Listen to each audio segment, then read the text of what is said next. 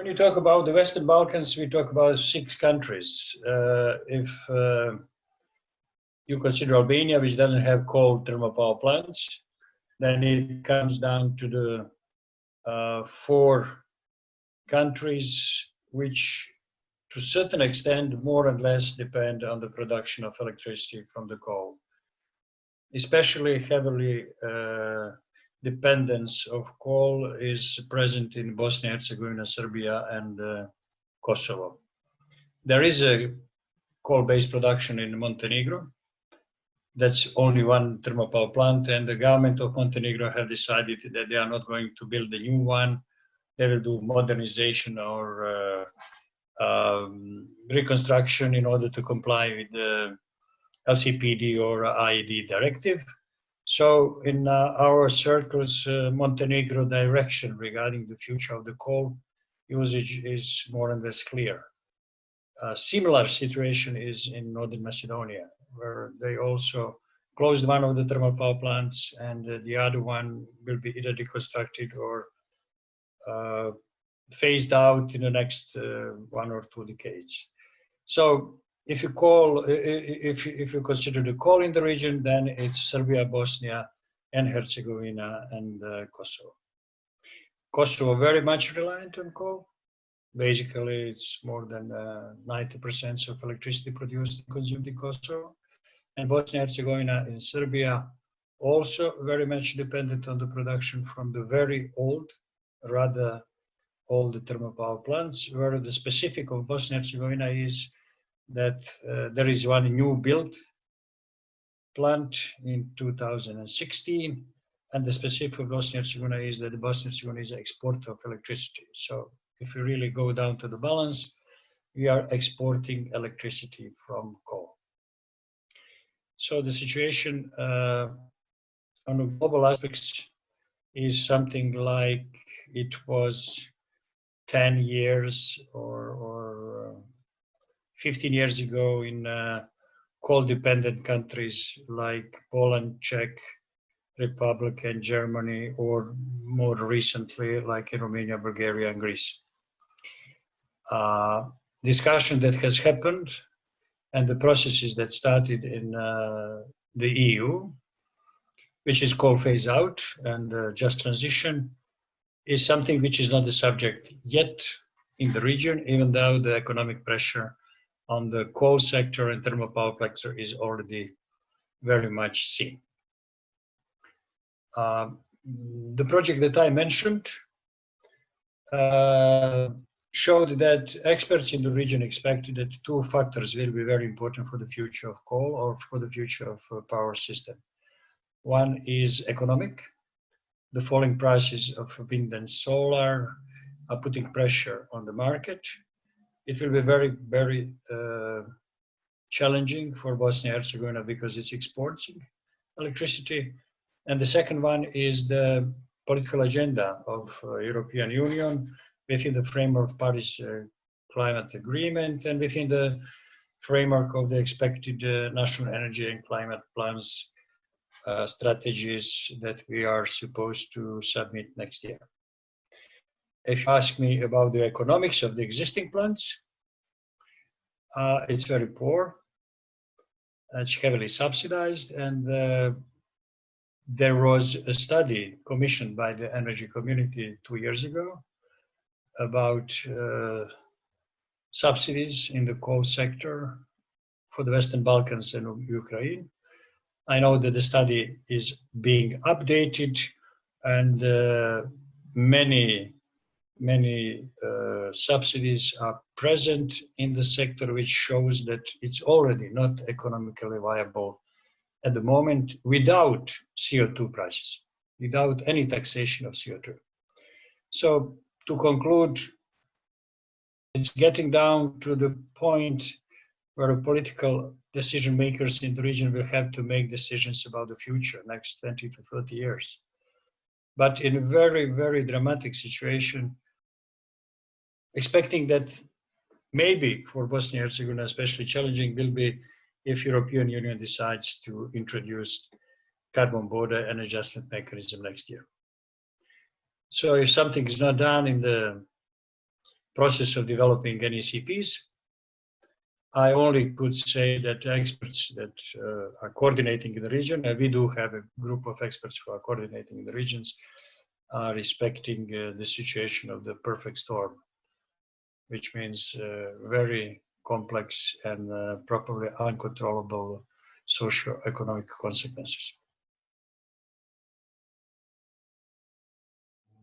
In Montenegro, they have made some decisions, and if you look at the figures, Montenegro is a small country, but if you look at the figures, you see they are very aggressively pursuing renewable energy, more wind at the moment, but also they have some ambitious plans for the solar. What they will do with the town, which entirely depends on the use of coal for thermal power plants, town of Pljevlje, I am not aware yet whether they have some plans. In Northern Macedonia, they already have something. In the place, the thermal power plant Oslo May was closed down because the reserves were just exhausted. The coal reserves were exhausted. There were some ideas about importing coal or some another nonsense, I would say. And then finally, they realized that they can do some transformation, and what they are doing at the moment is they are going with a very ambitious program of installing solar panels and the solar plants on the former coal mines. That gives me hope that the others might follow that path. That one of the reasonable and very easy to replicate actions would be to use the wasteland, which basically is difficult to use for anything else, for keeping the infrastructure that is available. Here I mean the networks and all infrastructure that is connected to the coal mines, keeping that in a good use and transforming the regions in hubs for the production, at the moment, for the production of solar power. As much as I'm informed that that might have the impact also in the region, there are some very ambitious new plans in Bulgaria on closed coal mines for installation of solar panels and solar power plants. What are the other also possibilities? That depends very much on the other characteristics of the region. If you are asking, is there any experience in the region that might be a sign of the possible direction, that's all that I know. When I say the region, I also think about area of Southeast Europe. So I incorporate in my thinking Greece, Bulgaria, Romania, at least the countries that I follow what's going on. There are also some good examples in Northwest Greece with the restructuring of the areas, which very much depend on the exploitation of the lignite. So there's the very first simple replicable path. What might be the other aspects of restructuring the regions? That's something that definitely special studies should be focused on.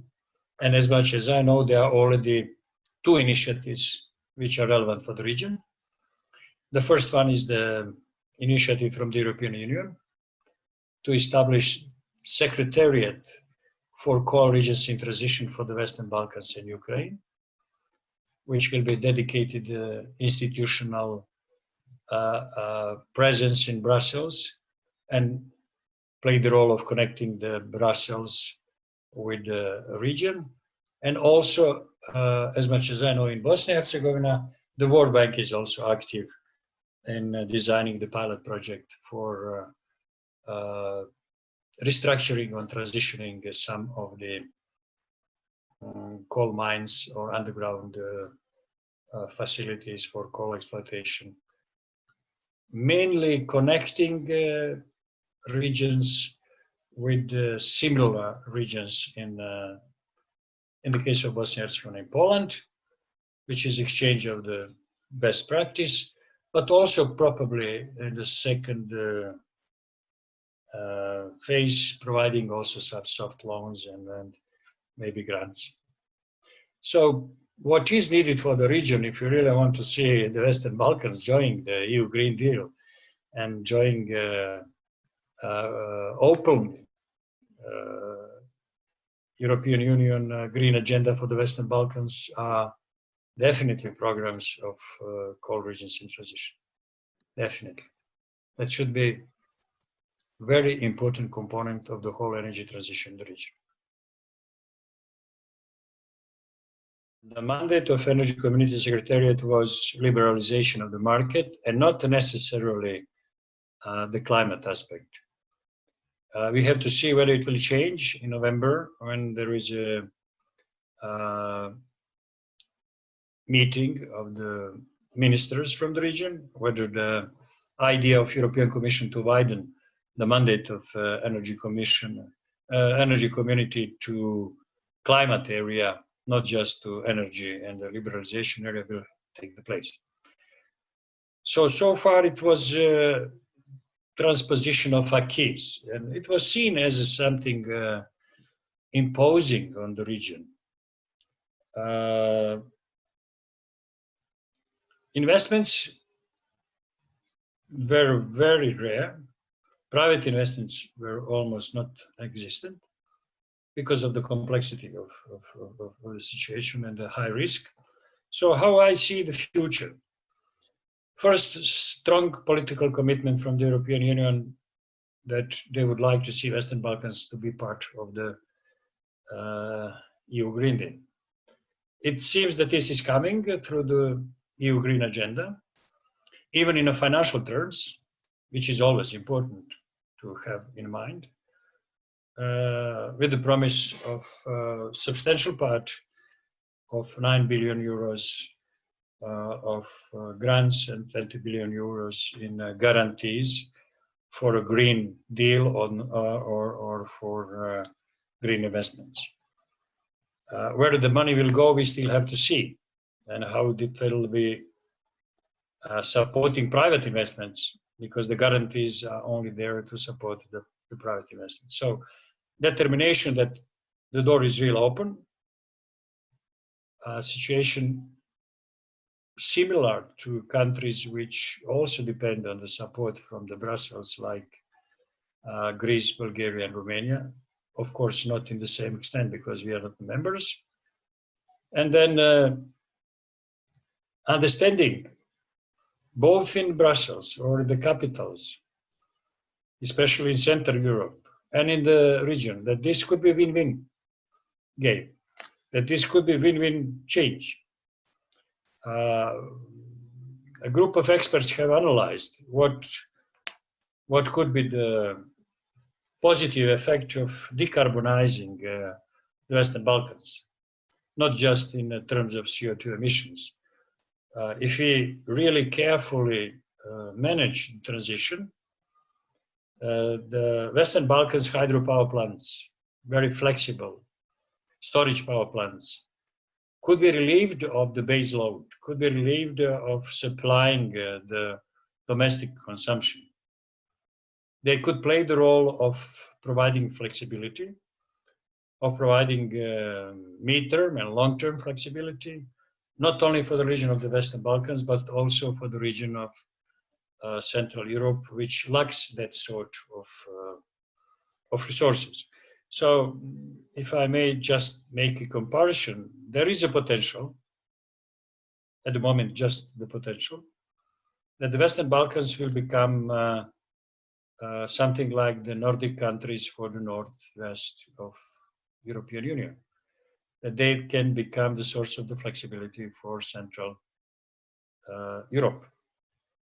I know that some of the projects that are already in EU Green Agenda, which are supposed to make more attractive financial arrangements for some of the large hydropower plants in Albania and Montenegro, are already planned. So it's only successful if it's win-win, if it's transparent, And if the pressure that will come, and it will inevitably come because of the discussion about association and stabilization association agreement, if it is followed also by visible mechanism to support private investments. I don't think that state sector will be